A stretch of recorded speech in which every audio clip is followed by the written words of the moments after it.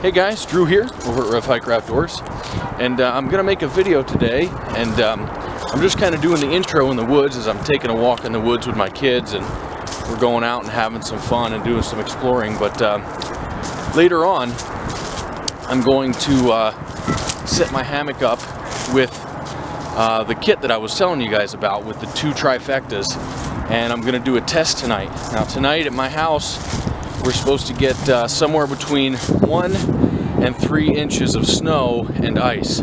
So it could be a 1/4 inch of ice and the rest is snow, or I don't really know. It's going to be a mix. So I think it'll be an awfully good test. So stay tuned, guys. I'll show you the setup, and I'll sleep in it tonight and see how it performs. Stick around. Okay, guys. So I just wanted to go over clothing really quickly before I show you the setup and before I go to sleep this thing tonight, because part of my sleep system is my clothing, because I try to go so lightweight without bringing a traditional sleeping bag. So I'm going to go through the bottoms and then the tops. I'm going to go through it quickly. If you have questions, you can toss them in the comments below. I wear a pair of cotton boxers because I need to be comfortable. Over that, however, I do have some Under Armour shorts that I wear, and I almost wear these every time I hike just to keep everything from getting messed up. On top of that, in the winter, most of the time I won't hike with this unless it's really bitter cold, but these certainly will go on when I'm sleeping. It's just a pair of like mid to heavyweight like polypropylene bottoms. These are made by Duofold, so just like your typical base layer, mid to heavyweight base layer. Also for sleeping, I bring a pair of fleece pajama bottoms, super comfortable and super insulating, as long as there's no wind going through it. And with the Trifecta, there's no wind going through it, so you have a wind blocker. These work awesome for that. And then generally speaking, when I'm actually walking, I only wear these are Columbia Vertex ski pants, and what I really like about these is to help you from getting too overheated, they have like thigh length vents in either side. So that's that. These are what I wear. These are waterproof, windproof, and like I said, they have the vents, so they are actually breathable. And I've been wearing those things for darn near 10 years, but I just saw them new for like 70 bucks. MSRP is like 70, so I'm sure you can get them cheaper on Amazon. Next, for the tops, regardless of what I'm doing, sleeping or walking, I will have this on. This is just like a generic, I think this is Russell. Picked this up at Walmart for a few bucks. It's camo, but good base layer, wicks a little bit of moisture, and you know, just keeps you, it's just that extra layer of warmth. These work really nicely for me for hunting when you're just sedentary, so good and warm. And then depending on the weather or how things are going, I'll either wear this on top of it or this on top of it, or sometimes both if it's really cold and I'm hiking. But this is just a really old, like super old Eddie Bauer 100% wool sweater. It's like a 1/4 zip pullover actually. You can see it's got some holes in it. It's been around the block more than once, but it's great, and I love wool. If it gets wet, you still stay warm, so can't really beat that. This is a Mountain Hardwear, just like a polyester lightweight jacket. It's like 90% polyester and 10% of that stretchy stuff. I can't even remember the name of it. But anyway, it's just like a generic soft shell type jacket. Not waterproof or windproof or anything. But for most hiking conditions, this with a base layer is really good, or in conjunction with the wool. They all breathe pretty well, so you're not sweating too awful bad. Inclement weather, obviously if it's snowing or if you're going through trees with a lot of snow that's going to be dumping on you where you don't want it sticking on that, I'll probably peel one of those off and put on my shell. This is a Columbia Omni Shield, you know, who knows the name of it. I mean, these things are kind of a dime a dozen. There's a million different models, but it's got a good hood with a nice bill on it, and lots of pockets, which I like. I talked about in my other videos for winter, and nice and waterproof. I have treated this along with my pants and just about everything that I do every season. But this is a great shell for the winter. It's a little heavier than normal. Like my shell that I use, it's got like a mesh lining in there, and the sleeves are double thickness. There's 2 layers of material, so that helps. It's got some interior pockets for keeping different things, keeping warm, like a water filter or something like that. So really good shell. And then I use my down jacket exclusively for sleeping. Do not hike with a down jacket. At least it's been my experience. I sweat and I built up condensation. This thing got wet, and then once down gets wet, it's basically worthless. Not only that, but when it's really cold and you're breathing heavy, my beard always ices over, and then whatever the collars of whatever I'm wearing, they always get icy too from just my breath coming down.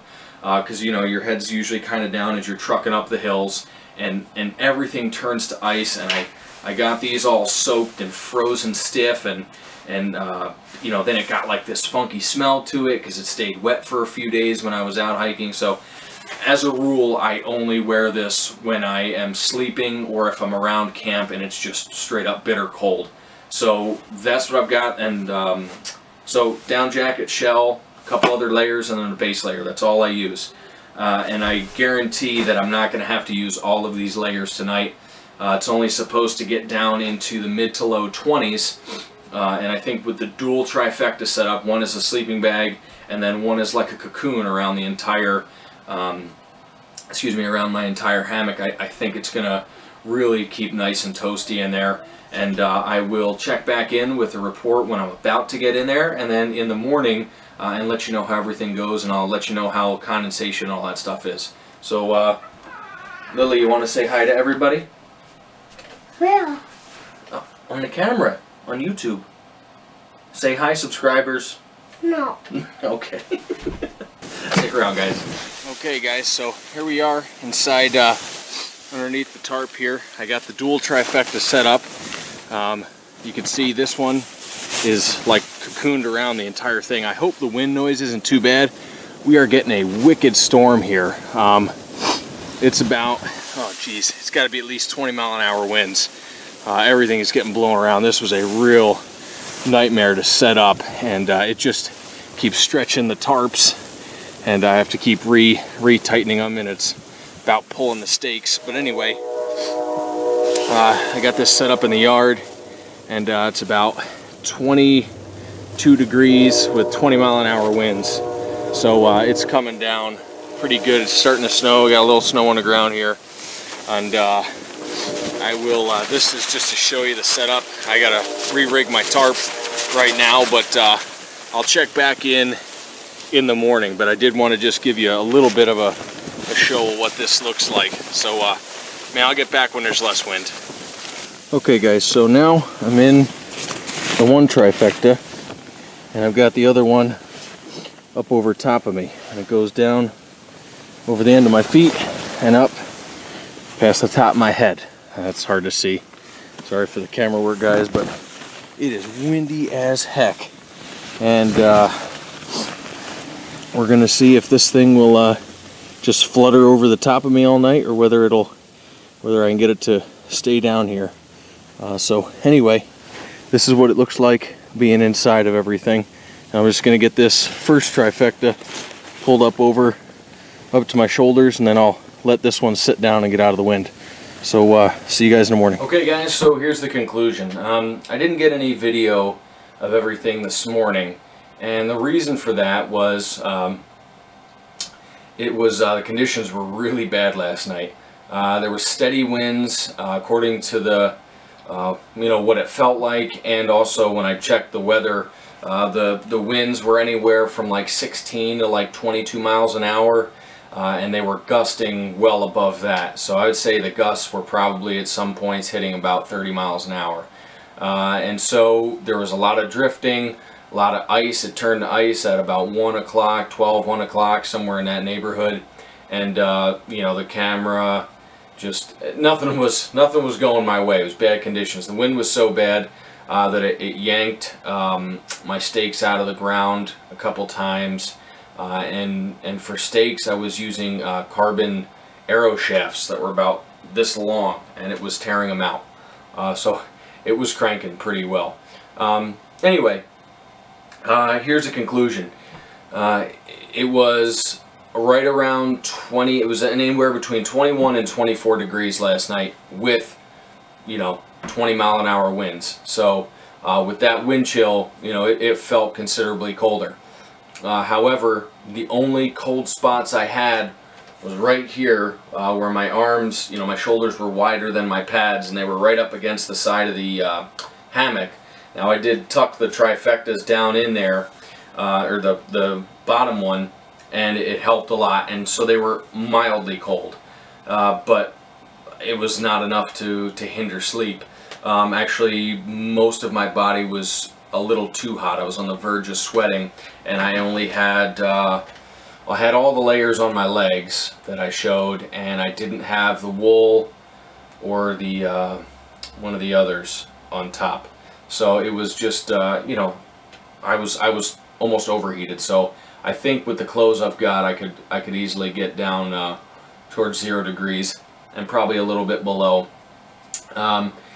Especially if the conditions were calm. Now, one thing I did have is with the other trifecta, the top one, when it's wrapped around, I have little S-beaners that hook it together on the eyelets that are on the 4 corners.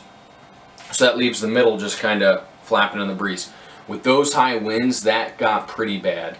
And after about an hour or so, the winds were really kicking up, and the gusts were just beating the snot out of my tarp, and because I was restricted in how I could pitch it, because there was a stockade fence on the one side, and I was wide out in the open. There was nothing to break the wind, no trees or anything. So anyway, basically what happened is it was blowing around too much for my liking, so I took it off and I zipped it up into its normal configuration. I just slid it on as a second trifecta after about an hour. And it was about the same warmth, but I didn't have to listen to it flapping underneath me. And if the wind wasn't like that, it easily could have stayed down, and that would have been probably better. But I did end up just putting it on me as like a second sleeping bag. And the only reason for that was the wind. The wind was just driving me nuts. You know, it was blowing so hard that it was pushing my tarp up against me and then pushing the whole hammock over at times. It was really, really windy, and like I said, because I had such a narrow space because the fence behind me, I couldn't pitch it like this. You know, normally with really high winds, you don't want something steep because it just catches it like a sail. I would have rather pitched my hammock very low to the ground and pretty flat, not a whole lot of dip. And I would have pitched it almost straight and, you know, close to the ground, and then had that thing spread out so the wind just kind of went up and over it and didn't hit the side of it. But I was limited, and I put the thing up at like 9:30 in the middle of the storm because truthfully I forgot that I had to do it. I got busy with my wife and kids. So anyway, bottom line, thing worked really well. I know I didn't get some shots this morning, but nothing went the way I wanted it this morning. I had to get up and take care of all the ice and snow so my wife could get to work, and so I just didn't have time to film anything. But it worked out really well. As far as warmth goes, it was great, and as soon as I tucked it up underneath everything and used it as a second bag, there was no issue with the wind or noise or anything like that. I am thinking about possibly working out a system that would close the whole thing underneath the length of it. But anyway, thanks for watching, guys. I hope this helped. I know there was a lot of requests on the last couple videos about wanting to see this setup, so I hope this is what you guys were looking for, and I hope that the wind noise isn't too bad in the previous ones. But anyway, guys, thanks for watching. Don't forget to go ahead and thumbs up and subscribe if you enjoyed the video. Thank you to all my subscribers. God bless you guys, and I will see you next time, probably for my upcoming trip. So take it easy, guys. Catch you later.